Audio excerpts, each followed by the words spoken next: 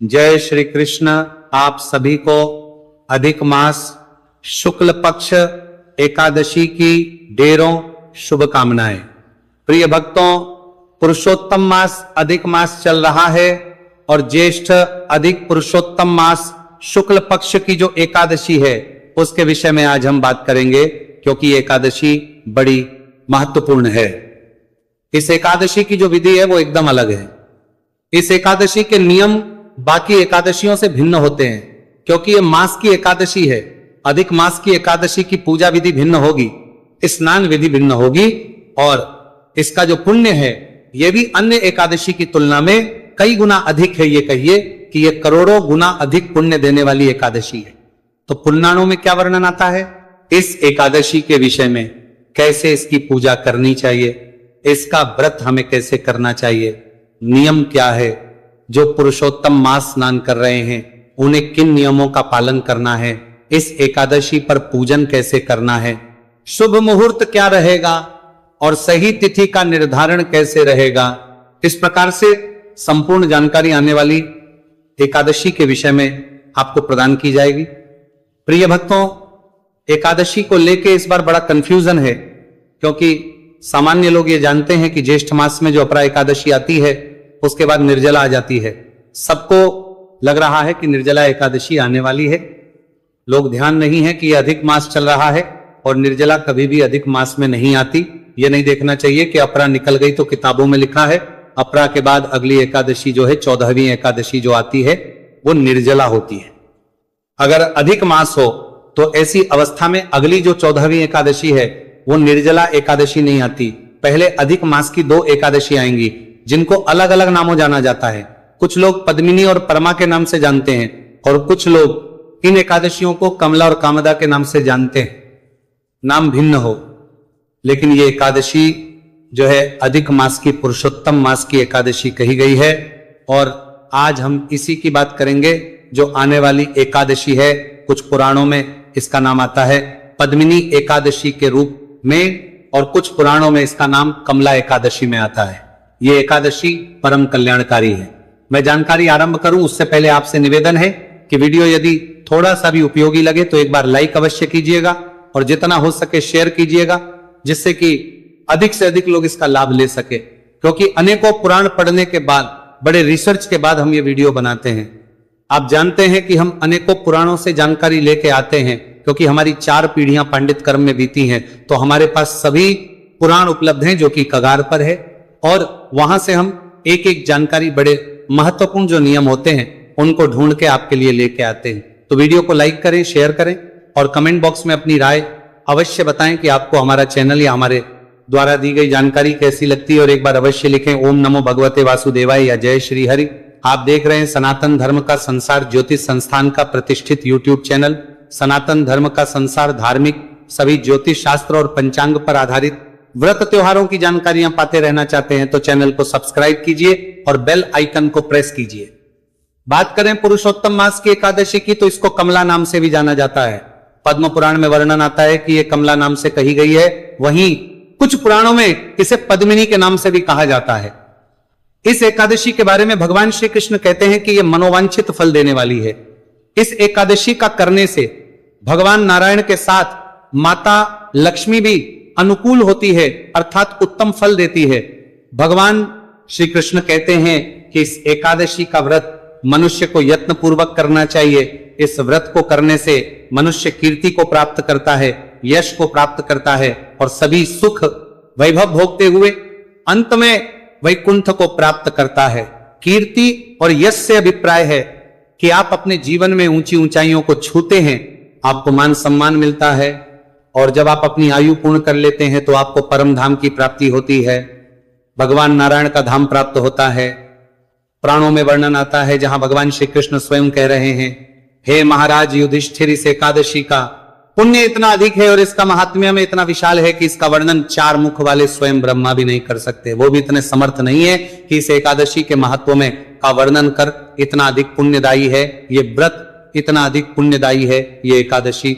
हे भक्तों, इस एकादशी का व्रत आप अवश्य रूप से कीजिए।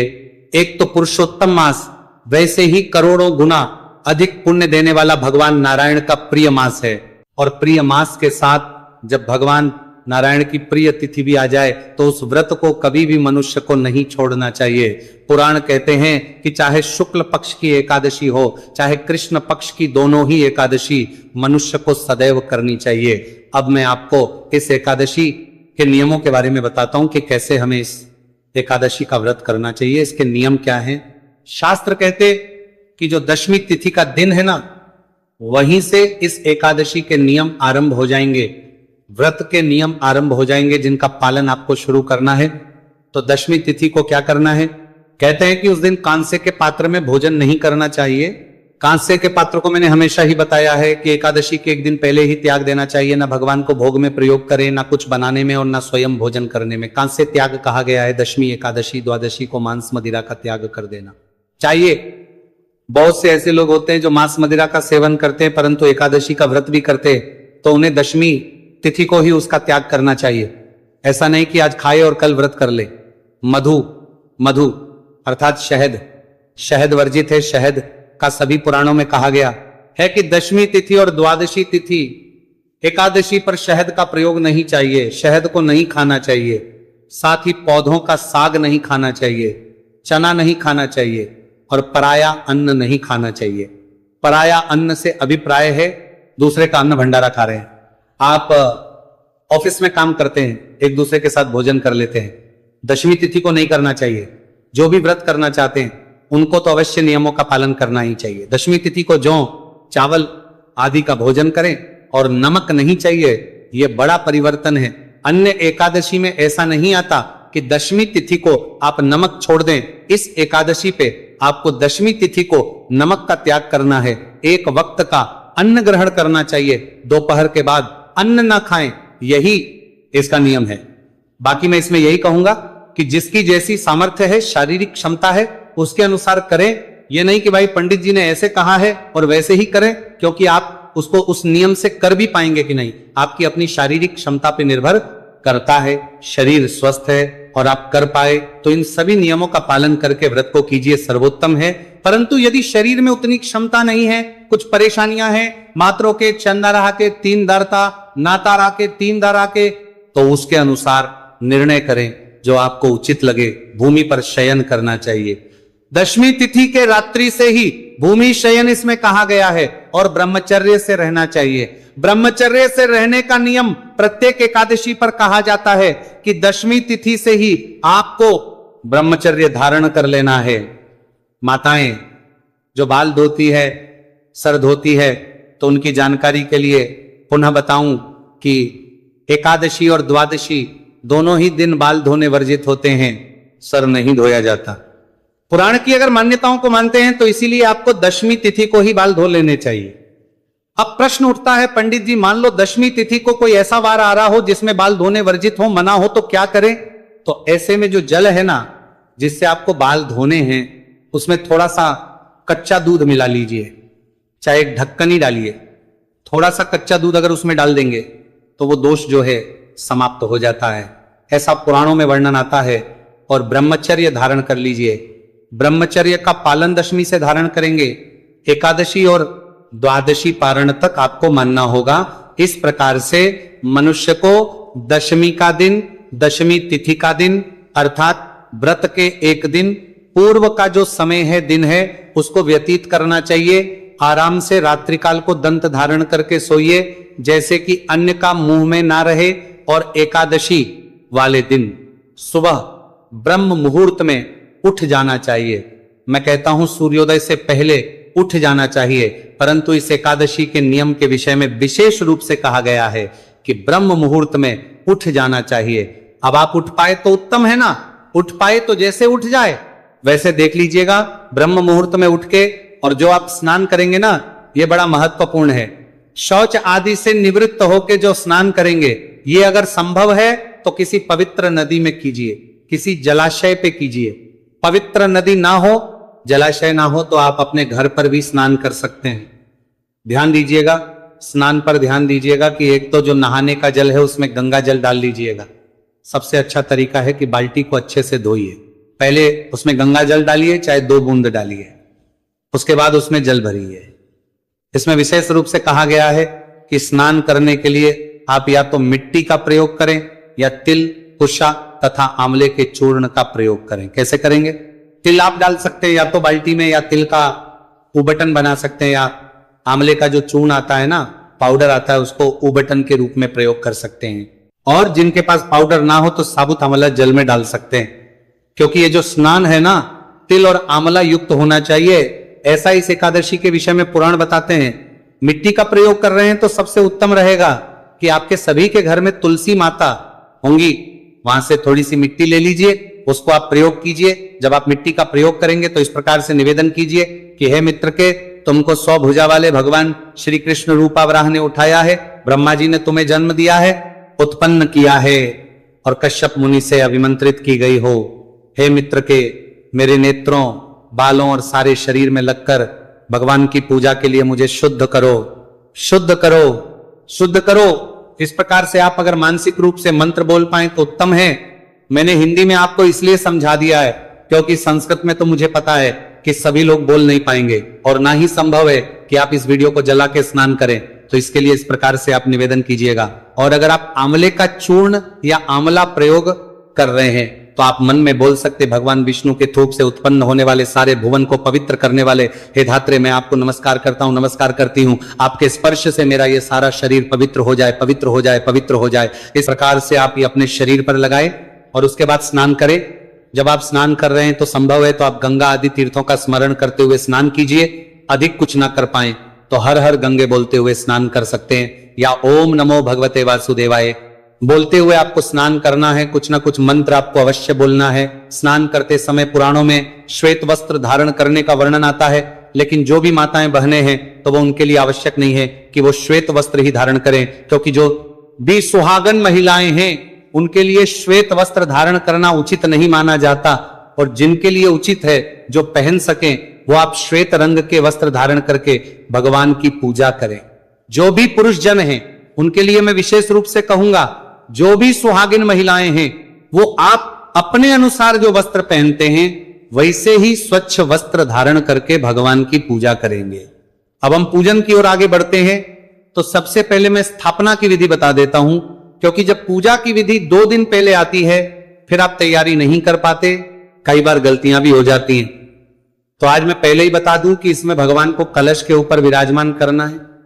अब कलश कौन सा लेंगे? तांबे का ले सकते हैं, मिट्टी का ले सकते हैं, जो आपको उचित हो वैसा ले लीजिएगा। आप जो स्टील लोटा लेते हैं या स्टील का लेते हैं वो ना लीजिएगा। स्टील जो है ना वो एक प्रकार से लोहे का रूप है, इसीलिए उसमें कभी भी भगवान की पूजा उससे नहीं की जाती है। तो तांबे का लीजिए, नहीं तो आप मिट्टी का ले लीजिए। और अभी बता दूं कि बाद में ये अंत में पारण के बाद ब्राह्मण को दिया जाएगा, तो उसी अनुसार कलश स्थापित कीजिए। क्योंकि अभी एक एकादशी पर जब कलश स्थापित करना था तो उसके बाद बड़ी परेशानी हुई लोगों को, क्योंकि उन्होंने घर के पहले के रखे हुए कलश प्रयोग कर लिए। अब ब्राह्मण को कैसे दे पुराने कलश? तो इसीलिए आप मिट्टी का ले लीजिएगा, उत्तम है। और तांबे का हो तो तांबे का लीजिएगा।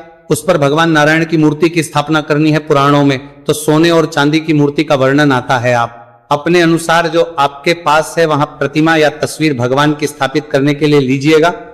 इसके अतिरिक्त रोली, मौली, पान, सुपारी, लौंग, इलायची, धूप, नैवेद्य, पुष्प, इत्र, जनेऊ पंचामृत बनाने के लिए कच्चा दूध, दही, घी, शक्कर और गंगाजल ये सामग्री है जो आपने लाके रखनी है। इसमें एक विशेष जानकारी दूं कि इस एकादशी में 4 प्रहर की पूजा भी कही गई है। कुछ पुराणों में वर्णन आता है जहां 4 प्रहर की पूजा कही गई है। अगर आप कहेंगे कि आपको पूरे 4 प्रहर की पूजा करनी है तो मुझे कमेंट बॉक्स में लिख के बताइएगा या व्हाट्सएप के माध्यम से बताइएगा। मैं अवश्य ही 4 प्रहर की अलग अलग पूजा, है ना, क्योंकि हर एक पूजा में अलग अलग वस्तुएं अर्पित करनी है, उसके विषय में अलग से एक वीडियो बना दूंगा। तो सुबह स्नान आदि से निवृत्त होकर जो विधि बताइए, उसके बाद आप भगवान को स्थापित कीजिए। जो आपका पूजा स्थल है वहां पर कलश को स्थापित करेंगे। कलश के नीचे आप जौ या गेहूं जो भी आपके पास होना है वहां रख सकते हैं। चौकी है तो चौकी विराजमान कीजिए। चौकी पर पीला वस्त्र बिछाइए, उस पर कलश को विराजमान करेंगे। कलश को विराजमान करने से पहले उस पर मैंने आपको बताया, या तो रख लीजिए गेहूं, रख लीजिए जो भी अनाज है उसके ऊपर कलश। ये कलश में पहले थोड़ा सा गंगा जल रखिए, डालिए, उसके बाद उसमें शुद्ध जल भरिए, पंच पल्लव उस पर लगाइए। पूर्ण पात्र लगाइए और पूर्ण पात्र के ऊपर भगवान की तस्वीर या प्रतिमा जो भी आपके पास है उनको विराजमान कीजिए और उनके सामने चौकी पर ही दीपक रखेंगे। घी का दिया जला रहे हैं तो सीधे हाथ की ओर, तेल का दिया जला रहे हैं तो उल्टे हाथ की ओर। इस प्रकार से आपने स्थापना कर लेनी है। फिर जो पूजा करनी है, इसके लिए मैं पूजा विधि का वीडियो बताऊंगा। इसकी पूजा विधि अन्य एकादशी से भिन्न रहेगी, इसलिए ध्यान दीजिएगा, यह महत्वपूर्ण है, सामान्य एकादशी नहीं है, इसीलिए चीजें इसमें अलग हैं। तो पूजन करें। पूजन करने के बाद के जो नियम हैं उनके बारे में मैं आपको बता देता हूं। पूजा विधि मैंने आपको बताया, अलग से वीडियो बना के मैं आपको बता ही दूंगा। पूजा करने के बाद कथा सुनेंगे, कथा सुन के विष्णु शास्त्र नाम का श्रवण करेंगे और फिर आरती करेंगे। इस एकादशी की 2 कथाएं वर्णित है प्रिय भक्तों, इसीलिए मैं दोनों ही कथाएं आपको सुनाऊंगा। एक जिसमें पद्मिनी के नाम से वर्णन आता है और एक जिसमें कमला एकादशी के नाम से वर्णन आता है। मैं दोनों एकादशियों की, दोनों जो कथाएं हैं इसी एकादशी की, वो आपके लिए लेके आऊंगा। तो एकादशी की 2 कथाएं पर ध्यान दीजिएगा, साथ में विष्णु शास्त्र नाम, और फिर हम आरती करेंगे आपकी सुविधा के लिए। ये सारी चीजें एक ही वीडियो में मैं लगा देता हूं। इससे लाभ होता है कि आपको सब अलग अलग ढूंढना नहीं पड़ता, एक साथ वीडियो चलाइए और पूजा पूर्ण हो जाए। नियमानुसार दिन को व्यतीत कीजिए। इस दिन आपको शांतचित्त रहते हुए दिन को व्यतीत करना है। किसी से वैर भाव नहीं रखना और किसी के प्रति क्रोध नहीं करना, शत्रुता नहीं रखना, राजस्व लास्त्री का स्पर्श नहीं करना, गुरु की निंदा नहीं करनी और भगवान के चरणों में चित्त को लगाते हुए सायंकाल को कीर्तन करना है। जो नाच गा के कीर्तन कर सकते हैं वो नाच गा के कीर्तन करें। जिनके यहाँ कीर्तन नहीं होते तो उनके लिए मैं एक वीडियो बनाता हूं जिसमें कीर्तन का पुण्य देने वाले सभी स्तोत्र और पाठ होते हैं, क्योंकि भगवान नारायण कहते हैं कि जो नाच गा के कीर्तन ना कर सके वो स्तोत्र पाठ को सुन के कीर्तन का लाभ ले, तो आप उसको सुनिएगा और वहां कीर्तन का लाभ लीजिएगा, कीर्तन का पुण्य प्राप्त कीजिएगा। इस एकादशी को निर्जल रह के और निराहार रह के किया जाना चाहिए। अब ये आपके ऊपर है, अगर आप निर्जल रह के और निराहार रह के कर सकते हैं तो ऐसे करिए, अन्यथा आप जल पी के और फल खा के इस एकादशी को कर सकते हैं। और तीसरी विधि यह है कि जैसे आप अन्य सामान्य एकादशी को करते हैं वैसे कर सकते हैं। एकादशी में जितना हम कठोर व्रत करते हैं उतना अधिक पुण्य हमें प्राप्त होता है, ऐसा पुराण बताते हैं। रात्रिकाल को 4 ग्रह की अलग अलग पूजा कही गई है, तो मैं आपको अलग से विषय में जानकारी प्रदान करूंगा। अगले दिन सूर्योदय से पहले उठना चाहिए। जो लोग शयन कर रहे हैं उनको रात्रि जागरण इसमें परम कल्याणकारी है। जो पूरी रात्रि जाग सके बहुत उत्तम है, और जो ना जाग पाए तो 2 बजे तक तो आप जागरण कीजिए और अगले दिन सूर्योदय से पहले उठिए। उठने के बाद स्नान आदि कीजिए, स्वच्छ वस्त्र धारण कीजिए, भगवान नारायण की पूजा कीजिए। इस दिन पूजन आप दूर से करेंगे, इसके विषय में अलग से एक वीडियो बनाऊंगा, क्योंकि इसका पारण भी अन्य एकादशी से अलग है। कैसे करना है, कैसे घड़ा ब्राह्मण को देना है, क्या विधि नियम है, उसकी जानकारी पारण के वीडियो में आपको प्रदान की जाएगी। और पूजन आदि करने के बाद, ब्राह्मण को दान दक्षिणा आदि देने के बाद फिर आपको इसका पारण करना है। अब संपूर्ण जानकारी पारण की मैंने बताया, अगले वीडियो में पारण के विषय में बताऊंगा। अब मैं बात करता हूं कि ये एकादशी है कब और व्रत आपको करना कब है और मुहूर्त क्या रहेगा पूजा के लिए। तो प्रिय दर्शकों, ये एकादशी तिथि जो कि अधिक मास पुरुषोत्तम मास के शुक्ल पक्ष की एकादशी तिथि है, इसकी शुरुआत हो रही है 26 मई को प्रातः काल 5:10 पर और इसका समापन होगा 27 मई को प्रातः काल 6:21 पर। ऐसे में हो सकता है कि बहुत से लोग 26 को व्रत करें पर 27 को इसका उत्तम व्रत है, क्योंकि पद्म पुराण में वर्णन आता है कि यदि यह एकादशी इस प्रकार से हो कि जब एक ही दिन एकादशी भी मिल जाए, द्वादशी भी मिल जाए और इसका पारण त्रयोदशी में हो जाए, तो यह कई गुना पुण्य को बढ़ा देता है। यह योग और संयोग साधारण नहीं है, विशेष संयोग है ये, और इस वर्ष आपको मिल भी रहा है। ये इसीलिए 27 मई को व्रत किया जाएगा। एकादशी का श्रेष्ठ व्रत रहेगा। 27 मई को चावल ना खाने का नियम, 26 मई को भी पालन करना है और 27 मई को भी दोनों दिन चावल नहीं खाने हैं, दोनों दिन तुलसी पत्र भी नहीं तोड़े जाएंगे। बाकी जानकारी हम आगे की आने वाली वीडियो पर आपको प्रदान करूंगा। पारण 28 मई को करेंगे। सूर्योदय के बाद भगवान सब पर कृपा करें। हरे कृष्ण।